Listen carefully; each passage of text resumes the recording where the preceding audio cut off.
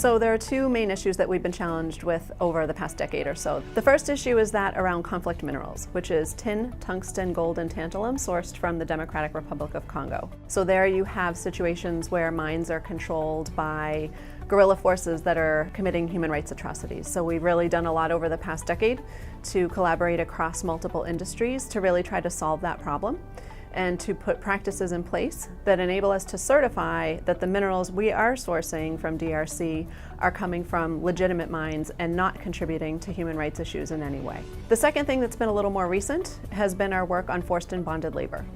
This has been an issue in the electronics industry for a long time, and one that really came to light around 2014.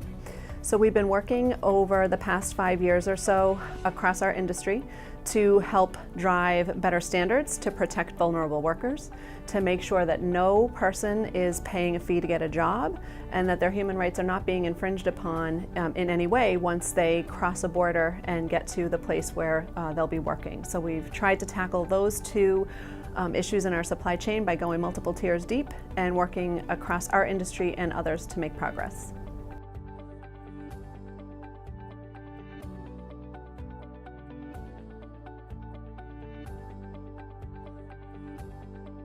So one of the big benefits of being an electronics company is being part of the Responsible Business Alliance.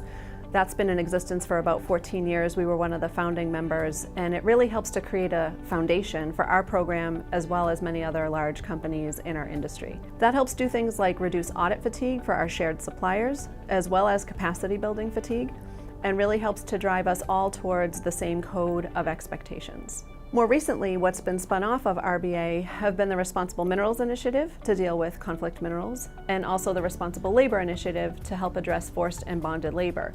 Both of those are now multi-industry associations, which again help us make progress more quickly. Capacity building is a really critical part of our program. We have a lot of suppliers that aren't mature enough or don't necessarily have the resources on their own to meet some of our expectations around human rights. So we have a toolbox of resources that are available to suppliers, and it ranges from everything as simple as webinars that we host in 5 different languages to set expectations and educate suppliers.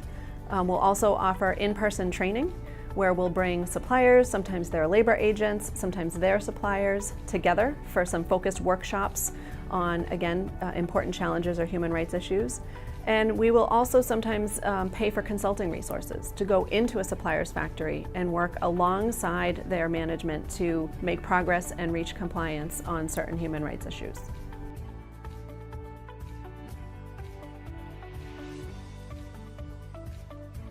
I really believe that cross-sector and multi-stakeholder collaboration are going to be key to truly solving some of the human rights challenges that we all face. So a lot of great work has been done, some within industry, I think some pockets of examples of some cross-industry and multi-stakeholder initiatives, but I think we need to build upon those best practices and expand them to truly have impact and solve some of these human rights problems that we're facing.